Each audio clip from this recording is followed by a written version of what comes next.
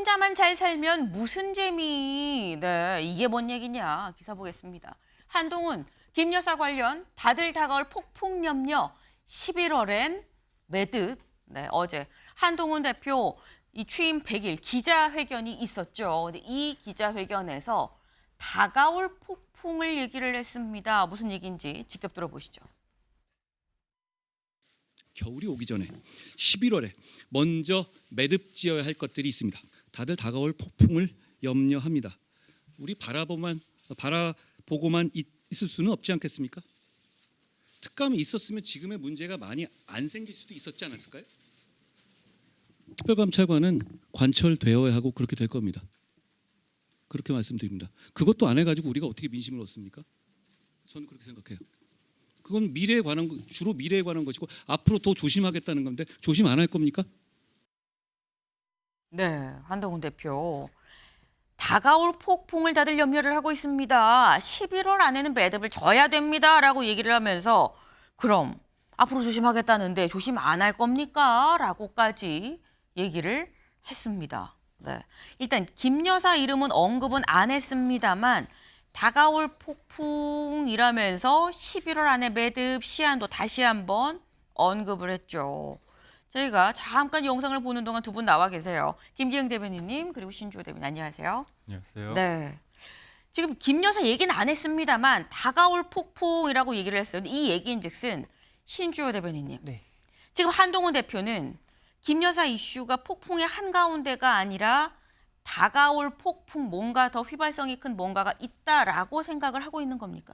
그렇다기보다는 이제 11월이 굉장히 중요한 달이 될 겁니다. 네. 이제 이재명 부부의 그 1심 선고가 나죠. 그리고 민주당은 장애 집회를 예고하고 있습니다. 그리고 민주당은 또 11월 14일 날 김건희 여사 특검법을 통과시키겠다고 하고 있습니다. 저희가 11월 14일 날 특검법이 통과되고 대통령께서 그것에 대해서 제의 요구를 하신다면은 11월 안에 그 국회로 다시 돌아온 상태에서 또 표결이 가능해집니다. 그랬을 때 과연 우리가 그 특검법 재표결에서 이탈을 막을 수가 있을까? 저는 좀 회의적으로 봅니다. 왜냐하면 지난번 특검법 재표결 때도 저희 당에서 최소 4표의 이탈표가 나온 거 아니겠습니까? 그러한 상황에서 지금 영부인을 향한 국민적인 분노가 거세지고 있는데 그러한 상황적 배경에서 과연 특검법 재표결이 왔을 때 이탈표가 더 안 나올까요? 전 더 나올 수도 있다고 봅니다. 그렇기 때문에 한동훈 대표 입장에서는 최소한의 요구사항으로 특별감찰관 임명을 해서 당내의 그 기강을 잡고 당내의 질서를 이렇게 회복하려고 하시는 목표도 있는 것입니다. 그리고 이재명 대표 1심에서 사실상 유죄가 나올 것이라는 평가가 지배적이지 않습니까? 그랬을 때 민주당을 향한 국민적인 분노가 거세질 것이고 민주당으로부터 이탈한 지지를 저희 당이 흡수해야 되는데 그렇게 하기 위해서는 최소한 김건희 여사 관련한 리스크를 털고 가야 된다. 그런 목적에서 이런 말씀하신 겁니다. 네.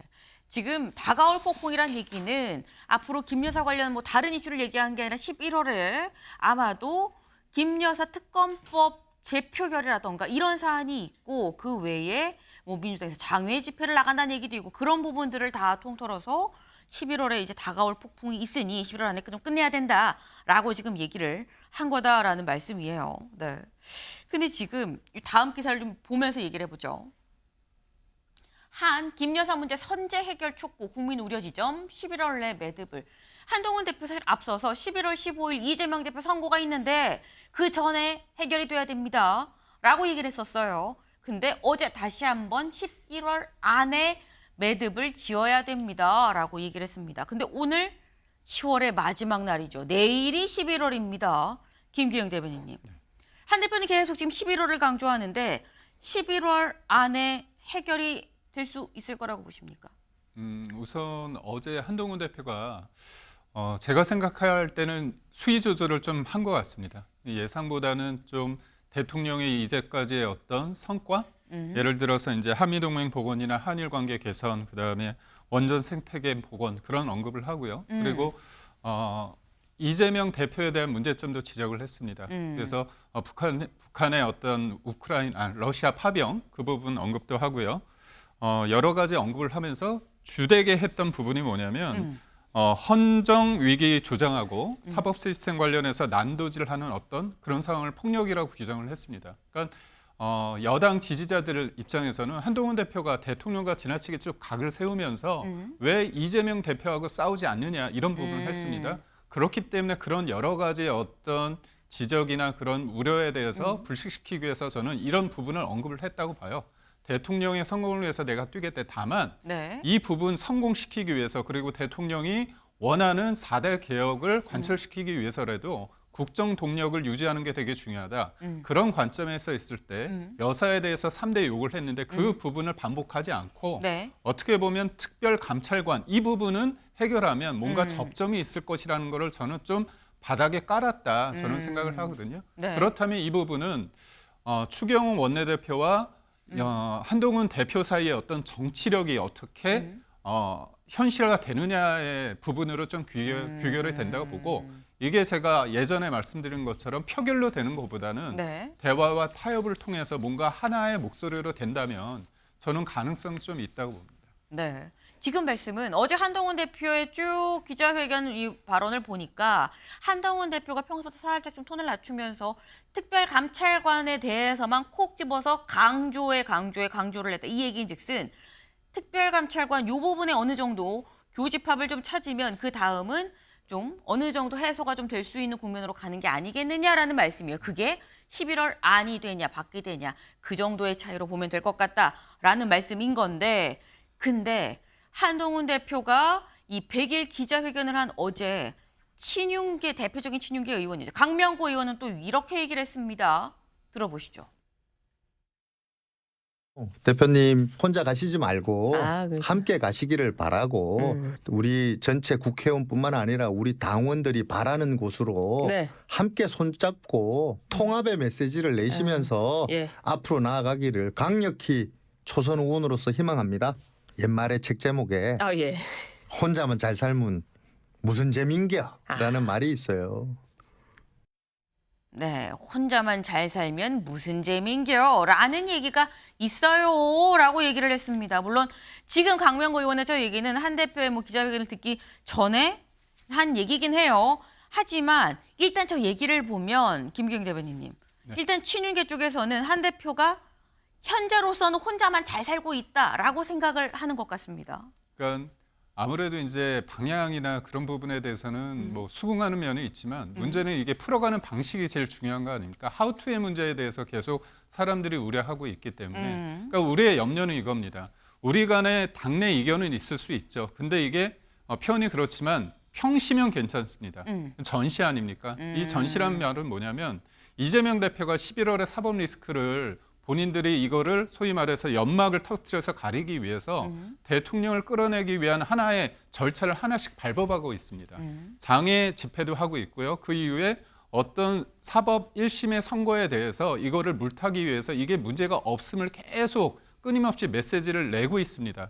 이런 상황에서 우리의 선의가 도리어 이용당할 수 있는 부분이 있기 때문에 어떤 자중 질환에 빠지지 않고 적전 분열의 양상으로 끌려가지 않기 위해서라도 뭔가 우리가 하나 되기 위해서인데 한동훈 대표가 그래도 조금 지나치게 좀 빨리 가는 거 아니냐. 그리고 한동훈 대표가 전당대회 이후에 현충원에 가가지고 그때 네. 방명록에 그런 얘기를 했습니다. 경청하고 좀 더 설명하고 좀 더 설득하겠다 이건데 이게 국민뿐만이 아니라 당내의 어떤 이런 것도 중요하다. 이런 부분에 대해서 좀 강조한 것 같습니다. How to 방법에 대해서 얘기를 하는 거 아니겠느냐. 지금 한 대표가 사실상 속도가 혼자 좀 빨라서 앞장서는 면이 없잖아 있다라고 또 말씀을 하셨어요. 네, 신주호 대변인님 어떻게 보십니까? 한동훈 대표는 절대로 혼자 살려고 하지 않으십니다. 전당대회 기간이건 최근이건 할 거 없이 윤석열 정부를 성공시키고 민주당 등 야권의 탄핵 폭주를 본인이 막아내겠다. 이런 의지를 공공연하게 보이고 계세요. 저는 한동훈 대표가 혼자 살려고 한다라고 주장하시는 분들한테 이걸 여쭙고 싶은 겁니다. 만약에 지난 재보궐선거에서 부산 금정구 거기서 저희가 패배했다고 한다면 민주당의 탄핵 폭주가 더 거세지지 않았겠습니까? 그런데 금정구청장 선거에서 저희가 지난 총선 때보다도 더 벌어진 격차로 승리했습니다. 그러면서 민주당과 조국혁신당의 공조를 저희가 깨 부수고 한동훈 대표가 윤석열 정부의 성공을 위해서 최선을 다한다라는 면모를 보여드린 겁니다. 그런데 만약에 한동훈 대표가 그 재보궐선거 기간 동안에 국민 앞에 말씀드렸던 김건희 여사 관련한 해법을 말씀 안 하셨다고 한다면 과연 그러한 결과가 나왔을까요? 저는 그러한 결과가 안 나왔을 거라고 봅니다. 국민들이 보실 적에 국민의힘은 정부 여당인데 대통령실에 민심을 청취하지 못해서 쓴소리도 제대로 못하는 대통령실에 그냥 하수인 노릇을 한다라는 인식이 강해졌을 겁니다. 근데 그러한 프레임을 부수고 금정구청장 선거를 승리함으로써 민주당이 대통령을 끌어내리겠다라고 하는 공세를 막아낸 면이 있습니다. 한동훈 대표는 절대 혼자 살려고 하지 않으십니다. 네, 짧게 김경희 네, 의원님. 예. 그러니까 사실 제가 뭐 출연을 하거나 유튜브에 보면 댓글이 많이 달리는데요. 네. 사실 뭐 저를 공격하는 분도 있고 저를 지지하는 분도 있습니다. 근데 그게 야당이 아니라 우리 당을 지지하는 분들이거든요. 이게 좀 현실입니다. 이런 현실을 조금 감안할 필요는 전 있다고 봅니다. 네.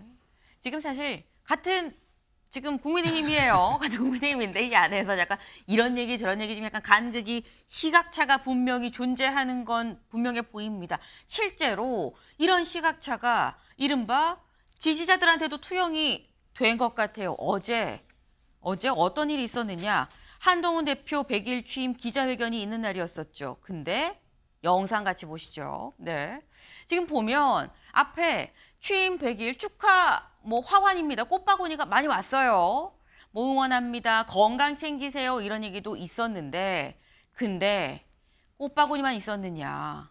한편으로는 사퇴를 촉구하는 기자회견도 같이 열렸었다라는 겁니다. 네. 지금 이게 한동훈 대표의 취임 100일을 앞두고 한쪽은 꽃다발, 한쪽은 사퇴 촉구 기자회견. 김경희 대변인님. 네. 그건 좀 씁쓸합니다. 네. 한동훈 대표는 뭐 당내 의견이 있을 수밖에 없고 건강한 측면이 있다고 하고 저도 인정을 하지만 그러니까 결국 하나의 뿌리 아닙니까? 한동훈 대표나 대통령이나 정권 교체를 위해서 한 분은 검사를 하다가 나오셨고 한 분은 소위 말해서 문재인 정부 때 불이익을 받아가지고 법무연수원장을 하지 않았습니까? 그러니까 결국은 여러 가지 어떤 공통의 분모는 있는데도 불구하고 이 문제를 풀어가는 방식에 대한 이견과 이걸 풀어가는 또 방식을 어떻게 받아들이느냐에 따라서 이 부분이 있기 때문에 저는 큰 틀에서 좀 사고를 해야 된다고 봐요. 근데 그럼에도 불구하고 어떻게 보면 같기 때문에 그 서운한 감정이 그게 더 커지는 거거든요. 그러다 보니까 배신감이라는 표현까지 나오고 있는데 저는 양쪽이 좀 자제할 필요가 있다고 봐야 됩니다. 왜냐? 네. 제가 앞서 말씀드린 것처럼 어떻게 이런 정권 교체인데 그렇기 때문에 우리가 정권 교체를 한 만큼 이제 우리가 이걸 통해 가지고 대한민국을 변화시키고 개혁을 해야 되는데 이게 도리어 발목을 잡는 형국이 되고 있다는 이 어떤 씁쓸함 이런 부분에 대해서 안타까움을 금할 수 없고요. 저는 그렇습니다. 한동훈 대표와 대통령이 생각이 다를 수 있어요. 근데 이 부분이 도리어 주변 사람들이 또 여러 가지 말을 더하면서 네. 이 이격이 점점 벌어지는 것 같다는 생각. 그리고 또 지금 국민의힘이나 여권에 있어서 가장 안타까운 건 뭐냐면 중진들이 어떤 의견을 내도 이것도 훈수 두는 거 아니냐 뭔가 무게감이 없고 이거에 대해서도 양 진영에서 볼 때는 달리 해석하는 이 상황이 좀 안타깝습니다. 네. 지금 말씀은 이거예요. 잘 지냈으면 좋겠는데 자꾸 오해만 쌓이고 갈등의 골이 깊어지는데 그게 좀 안타깝다. 직접적으로 얘기하면 좋겠다라는 말씀이 사실 괄호치고 있었던 것 같기도 하고요. 네. 이게 지금 양쪽의 지지층이 완전히 갈리는 지금 그런 모습입니다. 네. 근데 지금 저희가 앞부분에 사실 한동훈 대표가 특별감찰관 그럼 앞으로 안 할 거예요?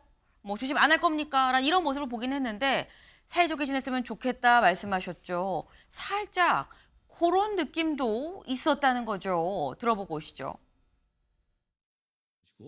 대통령실도 저는 변화의 길로 가고 있다고 봅니다. 지금 저는 충분히 지금 민심과 저희가 요청하는 이 국민의 눈높이에 맞는 길을 찾기 위해서 대통령실에서도 나름대로 노력하고 있을 것이라고 생각하고 그래야 한다고 기대합니다. 제가 문제를 해결하겠다고 집권당 대표로서 그 책임감으로서 나섰습니다. 문제를 방치하기 위해서가 아니라 문제를 해결하기 위해서 뭉치고 단결하겠습니다. 네, 한동훈 대표 얘기 잘 들어보셨죠? 뭐라고 얘기를 했느냐.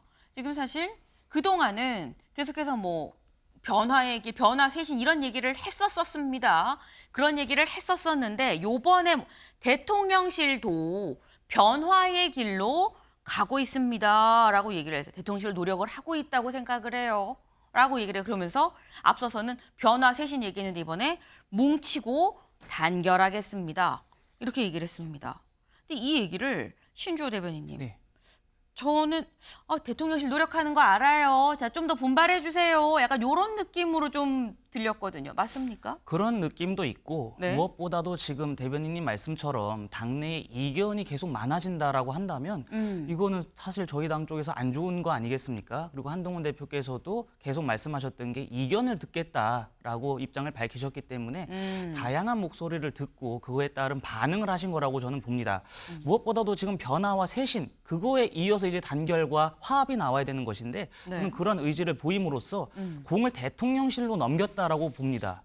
이 한동훈 대표나 국민의힘 쪽에서 요구하는 여러 가지 사안들 있지 않습니까? 그런 사항들에 대해서 좀 대통령실에서 더 진지하게 고민을 해주셨으면 좋겠고 무엇보다 지금 대통령께서도 가까운 분들한테도 이 김건희 여사나 현 정국에 대한 해법을 여쭙고 계시는 거 아니겠습니까? 그렇게 해서 좀 좋은 결과, 좋은 해법을 찾아서 국민들께 다시금 지지를 받을 수 있었으면 좋겠습니다. 네.